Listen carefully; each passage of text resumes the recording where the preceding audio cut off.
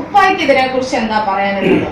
ഇപ്പൊ ഈ പറഞ്ഞ പോലെ ഷാനവാസിന്റെ പോസ്റ്റ്മോർട്ടം റിപ്പോർട്ടിൽ ആൽക്കഹോളിക് കണ്ടന്റ് കണ്ടിട്ടില്ല, ഫ്രൂട്ടിക്ക് സമാനമായ ദ്രാവകമാണെന്നാണ് പറയുന്നത്. ഈ കേസന്വേഷണം കുറച്ചും കൂടെ വിപുലമായ രീതിയിൽ പോകുന്നതിന് ചിലപ്പോൾ ഒരു റീപോസ്റ്റ്മോർട്ടത്തിലേക്കൊക്കെ പോവുകയാണെങ്കിൽ, നിങ്ങൾ മുസ്ലിംസ് ആണല്ലോ, അത്തരത്തിലൊരു സാഹചര്യം മയ്യം കബറിൽ നിന്ന് എടുത്തിട്ട് റീപോസ്റ്റ്മോർട്ടം ചെയ്യുക എന്നൊരു സാഹചര്യത്തിലേക്ക് പോകുമ്പോൾ ഉപ്പായുടെ അഭിപ്രായം അതിലെന്താണ്? അതിന് ഉപ്പ തയ്യാറാണോ? തയ്യാറാണ്. റീപോസ്റ്റ്മോർട്ടം ചെയ്യാൻ തയ്യാറാണ്.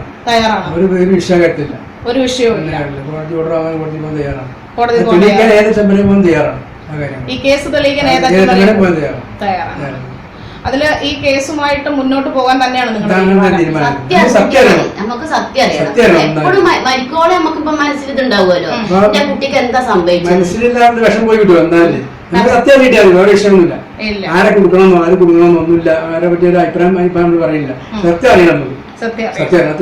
കേസ് റീപോസ്റ്റ്മോർട്ടം എന്താണ് എന്താ ചെയ്യാൻ തയ്യാറാണ്. ഷാനുന് എന്തെങ്കിലും തരത്തിലുള്ള ആരോഗ്യ പ്രശ്നങ്ങളുണ്ടായിരുന്നു? ഒരു കുഴപ്പമുണ്ടായില്ല, ഒന്നും ഉണ്ടായില്ല. വെറുതെ ഒരു ഛർദിൽ മരിച്ചു പോകുമെന്ന് നിങ്ങൾ വിശ്വസിക്കുന്നില്ല? ഛർദിച്ച് പോസ്റ്റ്മോർട്ടം റിപ്പോർട്ട് ഇങ്ങനെയാണ്. ഛർദിച്ചപ്പോ അതിന്റെ അവശ്യം ഉള്ളിൽ പോയതാണ്. ഇതെങ്ങനെ പോയത് നമുക്ക് അറിയില്ല. വായ കുത്തിയാല് പോള് പറയുന്നുണ്ട്. ഒരാൾ പറഞ്ഞ് ഇരുന്ന് ഛർദിച്ചാൽ കിടന്ന് ഛർദിച്ചാൽ പറയുന്നുണ്ട്. അവർ മൊഴിയില്ലാണ് അത് പറഞ്ഞില്ല. അതെന്താ പഠിച്ചാൽ അറിയാം, നമുക്ക് കാര്യം കൂടുതൽ അറിയില്ലോ. അത് തെളിയണമെന്നുണ്ടെങ്കിൽ അത്തരത്തിലൊരു റീപോസ്റ്റ്മോർട്ടമായിട്ട് പോകണം. തയ്യാറാണ്.